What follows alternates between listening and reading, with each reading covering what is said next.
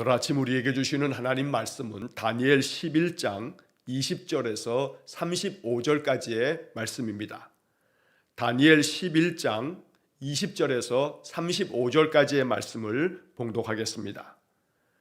그 왕위를 이을 자가 압제자를 그 나라의 아름다운 곳으로 두루 다니게 할 것이나 그는 분노함이나 싸움이 없이 몇 날이 못되어 망할 것이요 또 그의 왕위를 이을 자는 한 비천한 사람이라 나라의 영광을 그에게 주지 아니할 것이나 그가 평안한 때를 타서 속임수로 그 나라를 얻을 것이며 넘치는 물 같은 군대가 그에게 넘침으로 말미암아 패할 것이요 동맹한 왕도 그렇게 될 것이며 그와 약조한 후에 그는 거짓을 행하여 올라올 것이요 소수의 백성을 가지고 세력을 얻을 것이며 그가 평안한 때에 그 지방의 가장 기름진 곳에 들어와서 그의 조상들과 조상들의 조상이 행하지 못하던 것을 행할 것이요 그는 노략하고 탈취한 죄물을 그의 무리에게 흩어주며 계략을 세워 얼마 동안 산성들을 칠 것인데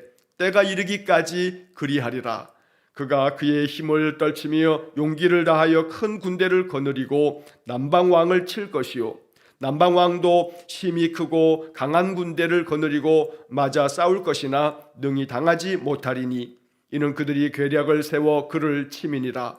그의 음식을 먹는 자들이 그를 멸하리니 그의 군대가 흩어질 것이요 많은 사람이 엎드러져 죽으리라. 이 두 왕이 마음에 서로 해하고자 하여 한 밥상에 앉았을 때에 거짓말을 할 것이라. 일이 형통하지 못하리니 이는 아직 때가 이르지 아니하였으므로 그 일이 이루어지지 아니할 것임이니라. 북방왕은 많은 재물을 가지고 본국으로 돌아가리니 그는 마음으로 거룩한 언약을 거스르며 자기 마음대로 행하고 본토로 돌아갈 것이며 작정한 기한에 그가 다시 나와서 남방에 이를 것이나 이번이 그 전번만 못하리니 이는 기띔의 배들이 이르러 그를 칠 것임이라.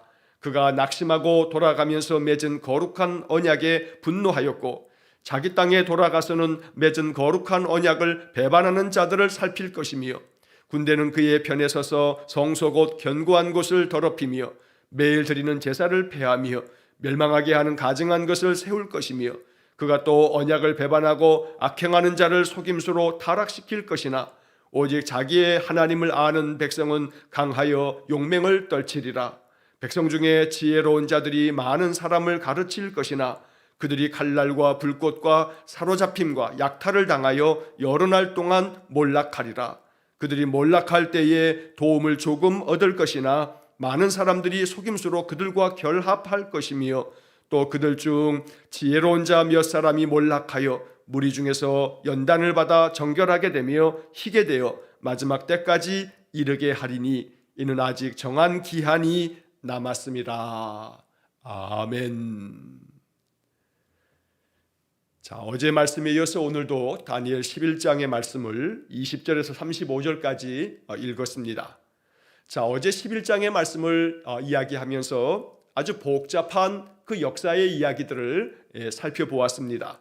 이 11장에서는 북방왕, 남방왕 이 표현이 계속 반복이 되어지는데 어제도 말씀드린 것처럼 이 북방왕은 헬라의 알렉산더 대왕이 죽고 난 다음에 이 헬라 제국이 4개의 나라로 나뉘어지면서 저 시리아 지역, 이 시리아라고 하는 것은 팔레스타인 가나안 땅 북쪽을 일컫는 표현입니다. 이 시리아 땅을 차지하게 되는 셀류쿠스 왕조, 그리고 남쪽에 이 애굽 지역을 통치하게 되는 프톨레미 왕조, 이 셀류쿠스와 프톨레미는 모두 헬라의 알렉산더 대왕의 그 부하들, 장군들이었습니다. 그러나 알렉산더가 죽고 난 다음에 이 셀류쿠스 왕조와 또 이 프톨레미 왕조가 세워지면서 이제 그 북방왕은 셀류쿠스에 의해서 그의 아들들이 계속해서 왕위를 이어가고 또 남쪽의 애굽에서는 프톨레미가 이제 왕이 되어지면서 그 프톨레미가 왕조를 이루어서 그의 아들들이 계속해서 왕위를 이어갑니다. 자, 그러면서 이 셀류쿠스 왕조와 프톨레미 왕조가 계속해서 싸움을 벌이게 되는데 그 중간에 누가 있는 거냐면 바로 이스라엘이 그 중간에 이제 자리하고 있었던 겁니다. 자, 이 11장의 이야기는 다니엘이 바로 이 셀류쿠스 왕조와 프톨레미 왕조가 서로 계속되어진 대를 걸쳐서 계속 전쟁을 벌이며 싸움을 하게 되어지는 이러한 이야기들을 한 300여 년 전쯤에 다니엘을 통해서 예언해 주신 말씀이 오늘 이 11장의 말씀입니다. 자, 이 오늘 본문 우리가 20절에서 35절까지의 말씀을 읽었는데, 오늘 이제 본문의 이야기에서는 그 악명 높은 안티오쿠스 4세 에피파네스라고 하는 자가 나타나게 돼서 이제 남방에 바로 이 애굽의 프톨레미 왕조와 또다시 계속된 싸움을 벌이고, 또 나중에 가서는 이 안티오쿠스 에피파네스가 이스라엘의 그 모든 성전을 다 회파하고 모든 제사를 무너뜨리면서 유대인들을 핍박하는 이야기가 오늘 본문에 등장하게 됩니다. 자, 본문의 말씀이 좀 어렵긴 하지만 그러나 하나씩 우리가 읽어가면서 이 이야기 속에 나오는 사람들이 누구인지만 우리가 좀 더 구분하면서 읽으면 본문의 말씀이 또 이해가 될 수가 있습니다. 자, 20절 말씀에 보면 그 왕위를 이을 자가 압제자를 그 나라의 아름다운 곳으로 두루 다니게 할 것이나 그는 분노함이나 싸움이 없이 몇 날이 못되어 망할 것이요. 자, 여기 20절의 말씀에 맨 처음에 그 왕위를 이을 자. 자, 여기서 왕위를 이을 자라고 하는 것은 어제 말씀의 마지막 부분에서 바로 셀류쿠스 왕조의 안티오쿠스 3세 이야기를 말씀을 드렸습니다. 자, 이 안티오쿠스 3세가 죽고 난 다음에 그의 아들 셀류쿠스 4세가 등장하게 됩니다. 자, 어쩌면 이 다니엘서 11장에 나오는 안티오쿠스 4세 또 프톨레미 또 몇 세 이렇게 계속 되어지는 이야기가 너무나 복잡하기 때문에 어찌 보면 이것이 우리에게 그렇게 크게 중요한 이름들은 아닙니다. 하지만 한번 이 이야기를 들으면서 이러한 사람들이 있었구나 하는 것으로 들으면서 그런 역사 가운데 하나님께서 우리에게 주시는 메시지가 무엇인가 라고 하는 것에 우리가 초점을 맞추면서 이 말씀을 바라보면 되겠습니다. 자, 안티오쿠스 3세를 이어서 바로 이 셀류쿠스 왕조, 저 시리아 북쪽에 있는 그 왕조는 이제 그의 아들 셀류쿠스 4세가 왕위에 오르게 됩니다. 자, 이 셀류쿠스 4세가 왕위에 오른 다음에는 압제자를 그 나라의 아름다운 곳으로 두루 다니게 한다. 자, 이 표현은 개역개정 성경의 이 번역이 좀 어렵게 되어 있습니다. 자, 새번역 성경의 번역을 보면 이 압제자라고 하는 것을 뭐라고 번역했냐 하면 세금 징수원 이렇게 번역을 했습니다. 그러니까 셀류쿠스 4세가 저 시리아의 왕이 되어지고 난 다음에 세금을 거둬들이는 자들을 온 땅에 보냈다는 겁니다. 그래서 모든 나라의 아름다운 곳으로 두루 다니게 한다라고 하는 것은 모든 나라의 이 세금 징수원들을 보내서 그 많은 세금들을 다 거두어 들임으로 이 시리아가 셀류쿠스 4세 때에 굉장한 그런 부를 축적하게 되었다라고 하는 이야기입니다. 자, 그러나 그는 분노함이나 싸움이 없이 몇 날이 못되어 망할 것이요. 이 셀류쿠스 4세가 결국은 자기의 부하에 의해서 살해가 되어지므로 그가 얼마 지나지 않아서 멸망을 당하게 만다. 그래서 결국 셀류쿠스 4세도 죽임을 당하고 그 셀류쿠스 4세를 이어서 그 다음에 또 다른 왕이 들어서게 되는데 바로 21절에 또 그의 왕위를 이을 자는 한 비천한 사람이라. 자, 여기 21절에 등장하는 이제 셀류쿠스 4세를 이어받게 되는 그의 아들, 바로 그 비천한 자라고 표현한 이 사람이 바로 계속해서 우리가 말씀 속에서 보았던 안티오쿠스 4세 에피파네스라고 하는 그런 사람입니다. 이 사람이 오늘 본문 이 11장에서 가장 중요한 주목해야 할 그런 사람입니다. 이 안티오쿠스 4세 에피파네스라고 하는 사람이 등장하면서 유대 땅에도 엄청난 핍박이 가해지게 되었던 겁니다. 자, 21절에 그 사람을 비천한 사람이라 라고 이렇게 번역을 했습니다만 새번역 성경의 번역을 보면 비열한 사람이다 라고 번역을 해놨습니다.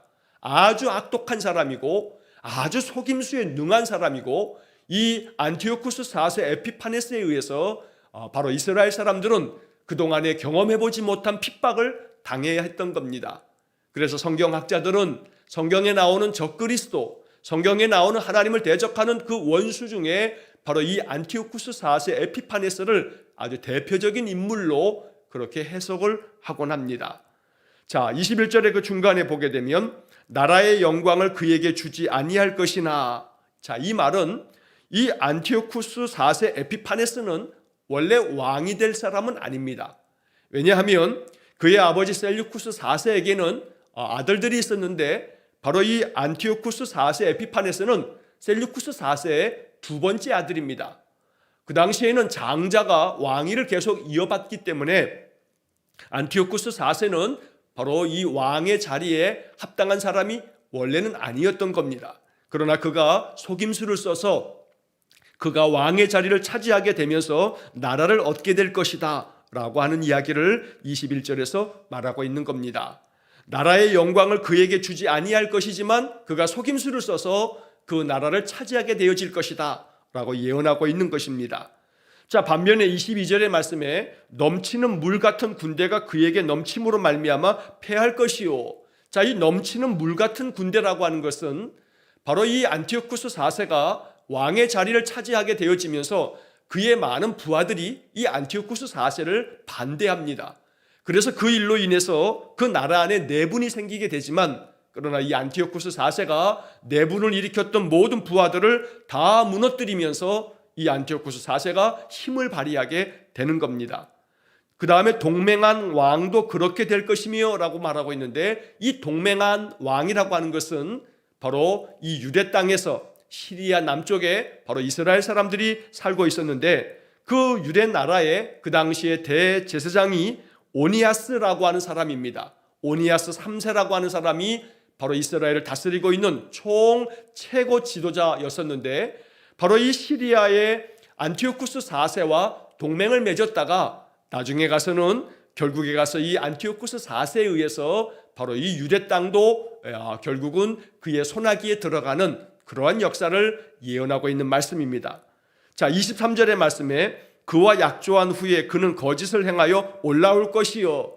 바로 이 안티오쿠스 4세는 아주 속임수에 능한 자였기 때문에 주변의 나라들과 약조를 하고 언약을 맺고, 그렇게 해서 그들이 여러 가지 많은 조약을 맺은 다음에도 거짓을 행함으로 결국은 그 모든 약조가 거짓이었기 때문에 주변 나라들을 이렇게 악한 방법으로 속임수로 차지하게 된다는 것입니다.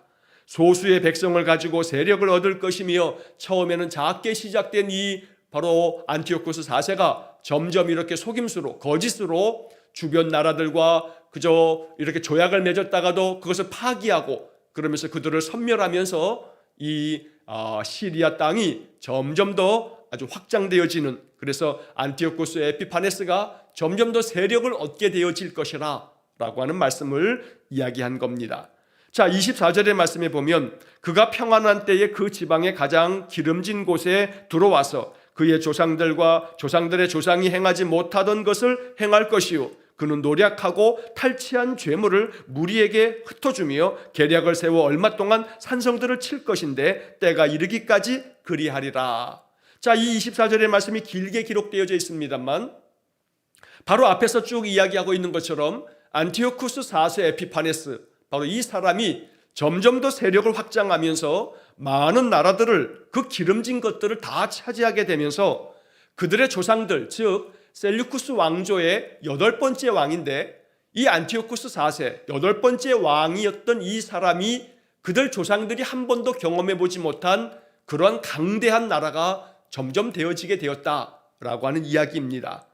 자, 알렉산더 대왕이 죽고 난 다음에 시리아 지역을 다스렸던 셀류쿠스, 그의 자손들이 계속해서 이 시리아의 왕이 되어지지만 8번째 왕이었던 안티오쿠스 4세 에피파네스, 바로 이 사람이 다스릴 그때에 이 시리아 나라가 엄청나게 큰 힘을 발휘하게 되어지므로 그 조상들과 조상들의 조상들이 행하지 못한 일들을 바로 이 안티오쿠스 4세가 행했다고 말하는 것입니다.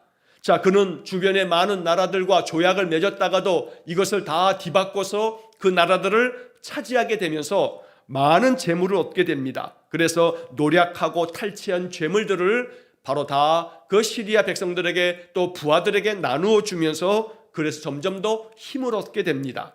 자, 이렇게 하면서 때가 이르기까지 그리하리라 라고 하는 것은 여러 가지로 이제 해석이 되곤 합니다만, 안티오쿠스 이 4세가 점점 더 세력이 더욱더 확고해질 때까지 계속해서 그렇게 행했다라고 해석하기도 하고, 이 11장에 나오는 때가 이르기까지라고 하는 이 표현들이 몇 번 나오는데, 이것은 하나님께서 작정하신 때가 이르기 전까지는 이 안티오쿠스 4세가 이렇게 온 힘을 발휘하게 될 것이지만, 나중에 가서는 하나님께서 이 안티오쿠스 4세까지도 하나님의 때가 되게 되면 그가 결국은 멸망하고 말 것이다 라고 하는 말씀을 11장에서 하고 있는 것입니다.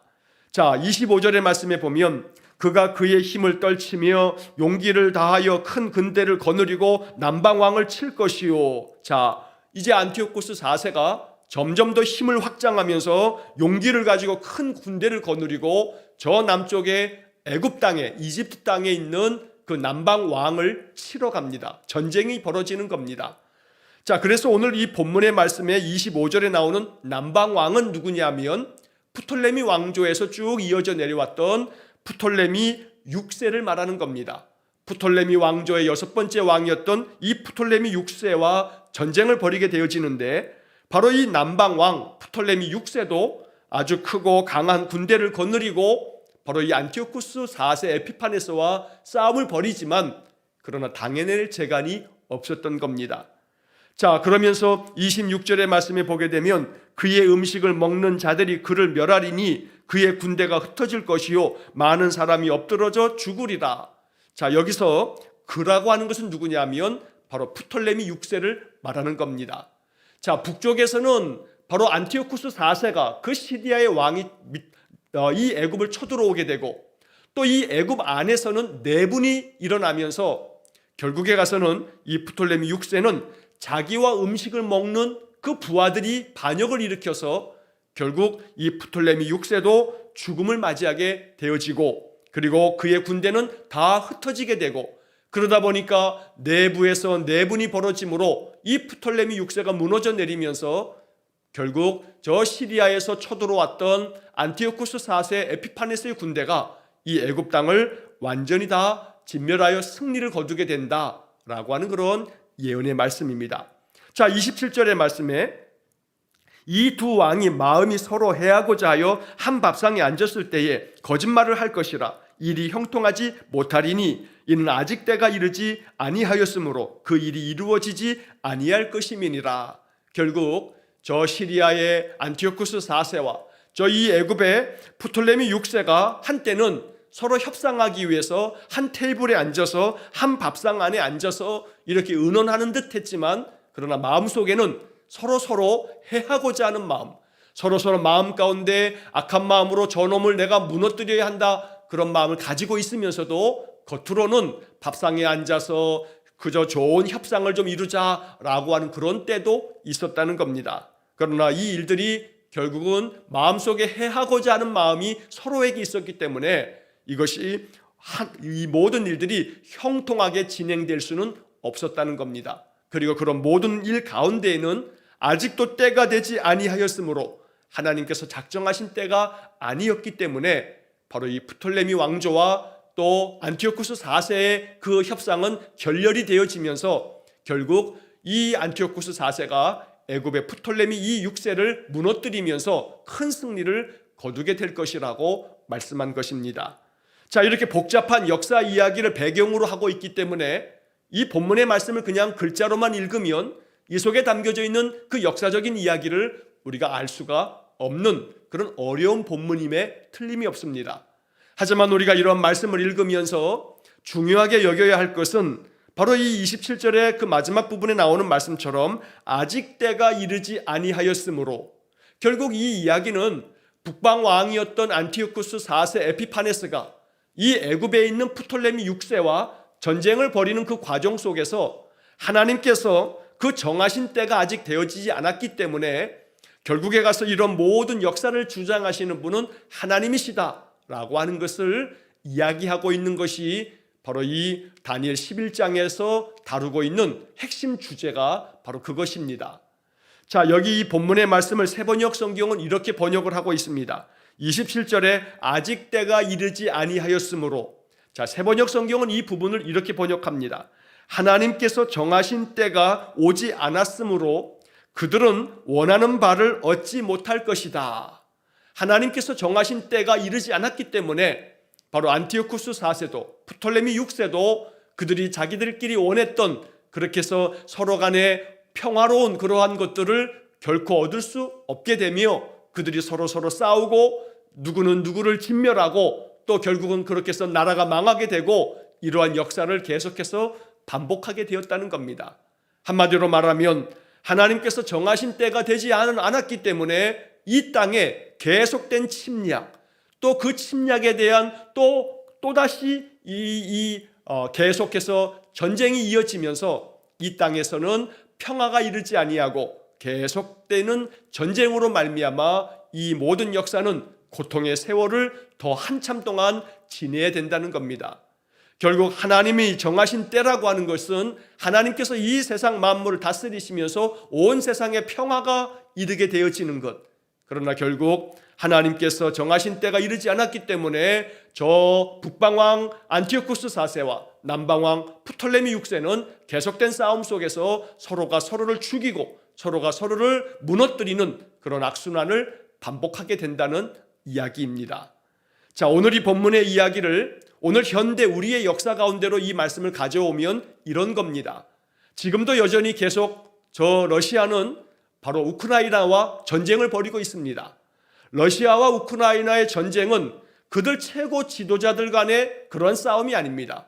세상의 역사 가운데서 펼쳐지는 많은 전쟁들 속에는 결국은 이 세상의 역사들이 전쟁과 전쟁을 통해서 한 나라가 한 나라를 무너뜨리고 그러면서 결국은 이렇게 승리하는 나라들조차도 전쟁 과정 속에서 너무나 많은 피해를 당하게 되고, 그래서 인간의 그 역사 가운데서 끊임없이 반복되어지는 이 전쟁이라고 하는 것이 이 땅의 사람들을 죽이는, 그래서 이 땅의 평화가 다 깨어지면서 무너져 내리는 그런 역사 가운데 하나님께서는 이러한 악한 세상, 이렇게 전쟁으로 사람을 죽이고 사람들의 것들을 노략질하고 이렇게 비탄함과 고통 가운데 내모는 이러한 악한 역사들을 하나님께서 바라보시면서 이 인간의 악행들에 대해서 하나님이 모든 것들을 다 심판하시며 다스리는 그날이 있을 것이다 라고 하는 것들을 통해서 이 다니엘 11장은 남유다 백성들에게 다니엘서의 이 말씀은 위로가 되고 소망이 되었던 겁니다. 자, 왜냐하면 남유다도 역시 마찬가지로 거의 70여 년 전에 바벨론에 의해서 멸망을 당했습니다. 바벨론에 의해서 멸망당하고 바벨론의 포로로 잡혀와서 지금 거의 70년의 세월을 보내고 있는 겁니다. 자, 다니엘을 통해서 보여주는 이 환상의 말씀들은 그렇게 이렇게 우리가 바벨론의 포로로 잡혀왔지만 바벨론은 페르시아에 망할 것이고 페르시아는 헬라에 망할 것이고 헬라는 또다시 4개 나라로 찢어질 것이고 북방왕 시리아의 셀루쿠스 왕조는 남방왕 애굽의 프톨레미 왕조와 계속된 싸움을 벌일 것이고 그런 많은 싸움들이 계속 이어질 것이지만 하나님께서 정한 때가 아직 이르지 않았기 때문에 그 싸움은, 그 전쟁은 계속 반복되어지고 있지만 하나님의 그 정한 때가 되면 이 세상은 하나님의 평화가 임할 것이다. 하나님의 나라가 세워지게 되면 모든 전쟁은 끝나고 모든 악은 끝나고 하나님의 심판 가운데서 결국 하나님의 나라가 세워질 것이다 라고 하는 그러한 종말론적인 말씀을 하고 있는 것이 다니엘 11장의 말씀이 됩니다. 자, 이어지는 28절 이하의 말씀에서는 바로 이 북방왕 안티오쿠스 4세 에피파네스에 대한 이야기가 이제 11장 나머지 부분에서 계속 되어지게 됩니다. 자, 28절을 보시면 북방왕은 많은 재물을 가지고 본국으로 돌아가리니 그는 마음으로 거룩한 언약을 거스르며 자기 마음대로 행하고 본토로 돌아갈 것이며, 자, 이 안티오쿠스 4세 에피파네스가 남방왕 프톨레미 6세를 무너뜨리면서 많은 탈취물들을 가지고서 많은 재물을 가지고 자기 본국 시리아 땅으로 돌아가게 됩니다. 자, 이렇게 돌아가면서 그 중간에 있는 이 이스라엘 땅을 거쳐가면서 이 이스라엘 땅의 거룩한 언약, 즉 이스라엘 백성들이 하나님과 맺었던 그 모든 율법의 말씀들을 다 거역하고 무너뜨리면서 자기 마음대로 행하게 됩니다. 그래서 이 안티오쿠스 에피파네스가 얼마나 하나님의 모든 율법의 말씀들을 무너뜨리면서 이스라엘 백성들에게 핍박하고 그들의 모든 여호와에 대한 신앙을 완전히 무너뜨리게 되었는지를 오늘 28절 이하의 말씀에서 이야기하고 있는 겁니다. 자, 29절에 작정한 기한에 그가 다시 나와서 남방에 이를 것이나 이번이 그 전번만 못하리니, 자, 이 안티오쿠스 4세 에피파네스가 또다시 남쪽의 이 프톨레미 왕조를 또 치러 내려가게 되었다는 이야기고, 그런데 이번에는 여유치 못해서 예전처럼 그렇게 큰 승리를 거두지 못하게 되는데, 바로 29절 30절의 말씀에 보면 이는 기띔의 배들이 이르러 그를 칠 것임이라. 여기 기띔의 배들이라고 하는 표현이 나옵니다. 원래 이 기띔이라고 하는 이 말은 성경의 구브로, 지중해에 있었던 구브로 섬을 말하는 겁니다. 이 구브로 섬에 있었던 그 도시 국가가 기띔이라고 하는 그런 도시 국가인데, 자, 이 기띔의 배들이라고 하는 것은 바로 이 구브로, 지금에서는 키프로스라고 부르는 섬인데, 그 당시에 이 기띔이라고 하는 나라가 로마의 지배 아래 있었습니다. 그래서 기띔의 배들이 이르러 바로 이 그를 칠 것이다, 북방왕 안티오쿠스 4세를 칠 것이다, 바로 이 말은 로마의 공격을 받게 될 것이다 라고 말하는 겁니다. 그래서 이 안티오쿠스 4세는 로마의 공격을 받아서 그가 결국은 이전처럼 큰 힘을 발휘하지 못하게 될 것임을 예언한 말씀입니다.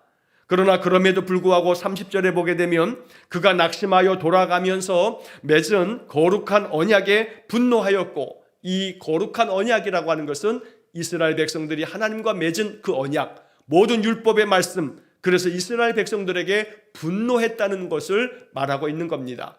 저 로마의 군대가 지중해를 통해서 쳐들어오면서 안티오쿠스 4세는 로마의 위협을 당하면서 결국은 주춤거리면서 되돌아갑니다. 자, 되돌아가면서 로마에 의해서 패했다는 이 자존심 상하는 것 때문에 더더욱 유대 백성들에게 분노를 쏟아붓습니다. 그래서 얼마나 유대 백성들에게 고통을 안겨주었는지 모르는 겁니다. 자, 그래서 거룩한 언약을 배반하는 자들에게는, 그래서 하나님의 말씀을 등지는 자들, 하나님을 거역한 자들에 대해서는 그들을 살펴주지만, 그러나 반대로 하나님의 성소를 회파하고 하나님의 성전에서 드렸던 매일의 그 모든 제사를 다 금지시키고 하나님의 성전에 제우스 신상을 만들어 놓고 또 모든 온갖 우상들을 이스라엘 백성들에게 강요하면서 이스라엘 백성들을 핍박했던 겁니다. 여호와를 섬기는 자들은 그 안티오쿠스 4세가 얼마나 핍박을 강하며 그들을 죽였는지 모릅니다. 자, 그래서 31절의 말씀에 군대는 그의 편에 서서 성소 곧 견고한 곳을 더럽히며 매일 드리는 제사를 폐하며 멸망하게 하는 가증한 것을 세울 것이며, 바로 이 가증한 우상들을 예루살렘 성전에 이들이 다 세우게 되면서 악을 행한 겁니다. 32절에 그가 또 언약을 배반하고 악행하는 자를 속임수로 타락시킬 것이나 오직 자기의 하나님을 아는 백성은 강하여 용맹을 떨치리라. 바로 이 32절의 마지막 부분의 말씀이 11장에서 대단히 중요한 구절이 됩니다. 자, 셀류쿠스 왕조의 8번째 왕 안티오쿠스 4세 에피파네스가 이렇게 유다 백성들에게 엄청난 고통을 안겨줄 때에도 여호와에 대한 믿음을 지키는 사람이 있어서 오직 자기의 하나님을 아는 백성, 즉 자기의 하나님을 알고 하나님을 온전히 섬겼던 그런 백성들은 더욱더 강하고 아주 용맹스럽게 순교의 길도 마다치 아니하고 하나님을 저버리지 아니하고 하나님을 섬기는 자들이 있을 것이라고 이렇게 예언하여 말씀한 것입니다. 33절에서는 백성 중에 지혜로운 자들이 많은 사람을 가르칠 것이나 그들이 칼날과 불꽃과 사로잡힘과 약탈을 당하여 여러 날 동안 몰락하리라. 바로 이 지혜로운 자들은 유대인들 가운데서 믿음 안에 서서 여호와를 섬기는 그 충실한 자들이 믿음 안에 굳건하게 설 것을 많은 사람들에게 가르칠 것이지만, 그러나 이 안티오쿠스 4세 에피파네스에 의해서 칼에 죽고 또 화형을 당해서 불에 죽고 또 사로잡힘을 당하여 포로로 잡혀가고 약탈을 당하고 이러면서 여러 날 동안에 그들이 환난을 당하게 될 것이다 라고 예언한 것입니다. 그리고 34절에 그들이 바로 지혜로운 자들이 몰락할 때에 도움을 조금 얻을 것이나, 여기 도움을 조금 얻을 것이다 라고 하는 것은 그 당시에 이제 거의 BC 한 160여 년 경쯤에 나타나게 될 마카비라고 하는 사람의 그 혁명을 이야기하는 겁니다. 자, 안티오쿠스 4세 에피파네스에 의해서 엄청난 고통을 겪을 때에 마카비 가문에 마카비라고 하는 사람이 혁명을 일으킵니다. 그래서 이 유대 땅의 독립을 이루었던 때가 일시적으로 있었던 겁니다. 자, 그래서 이 도움을 잠시 얻을 것이다 라고 하는 것은 마카비가 혁명을 일으켜서 잠시 동안은 유대가 독립된 그런 나라를 이룰 것이긴 하지만, 그러나 결국에 가서는 이 마카비 혁명도 로마에 의해서 무너져 내리는 것이 이스라엘의 역사였던 겁니다. 자, 마지막 38절 39절에 보게 되면 35절의 말씀을 보면 그들 중 지혜로운 자 몇 사람이 몰락하여 무리 중에서 연단을 받아 정결하게 되며 희게 되어 마지막 때까지 이르게 하리니 이는 아직 정한 기한이 남았습니다. 안티오쿠스 4세에 의해서 유대 백성들이 너무나 많은 핍박을 당하게 되었지만, 그러나 그들 가운데에서도 또 몇몇 사람들은 그런 몰락 가운데서도 연단을 받아서 오히려 하나님 앞에서 정결하게 되고, 오히려 그들의 신앙을 지키면서 그들의 믿음 안에 굳건하게 서면서 마지막이 이르게 될 때까지, 결국 하나님 앞에서 그들이 순교당하고 핍박 가운데 죽임을 당할 때까지도 하나님 앞에서 굳건하게 믿음을 지키는 자들이 있게 될 것이다 라고 하는 말씀을 예언한 것입니다. 자, 이 11장의 말씀이 바로 남방왕 북방왕의 그런 역사들, 셀류쿠스 왕조와 프톨레미 왕조의 역사들이 계속 되어지는 것들을 예언한 말씀이기 때문에 역사적 배경이 우리가 참 어렵게 느껴질 수 있습니다. 하지만 결국 오늘 본문에서 가장 중요한 것은 32절 하반절에 나와 있는 것처럼 오직 자기의 하나님을 아는 백성은 강하여 용맹을 떨치리라.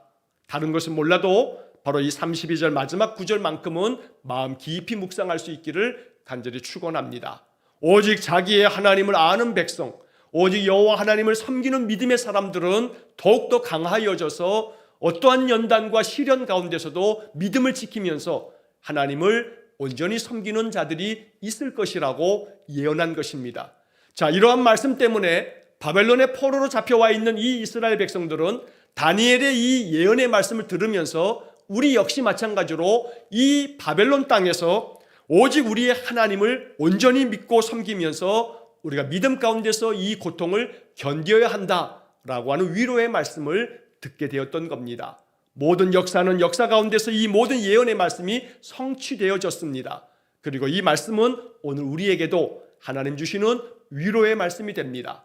나의 하나님을 온전히 섬기고 내 하나님을 온전히 믿고 신뢰함으로써 우리의 영적인 삶이 더욱더 강하고 더욱더 담대해질 수 있기를 주의 이름으로 간절히 축원합니다. 기도하겠습니다.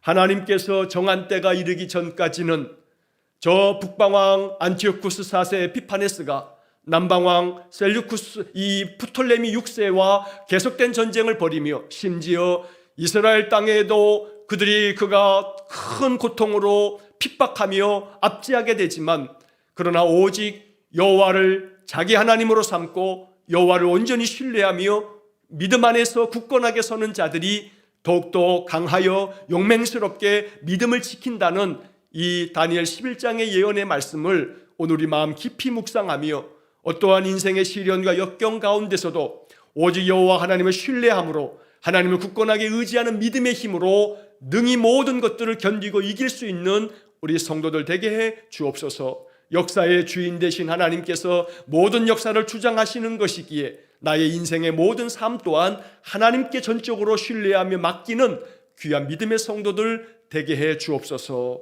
오늘도 한날의 모든 삶을 주님께 의지하오며 예수님 이름으로 기도하옵나이다. 아멘. 우리 구주 예수 그리스도의 은혜와 하나님 아버지의 극진하신 사랑과 성령의 교통하심이 내 인생의 모든 역사를 주장하시는 전능하신 하나님 앞에 나의 모든 삶을 의탁함으로 평강을 누리고 강하고 담대한 심령으로 늘 영적 승리를 이루기를 소원하는 머리 숙인 귀한 성도들 위해와 저들 가정과 온 가족들 위해 영원토록 함께 하시길 축원하옵나이다. 아멘.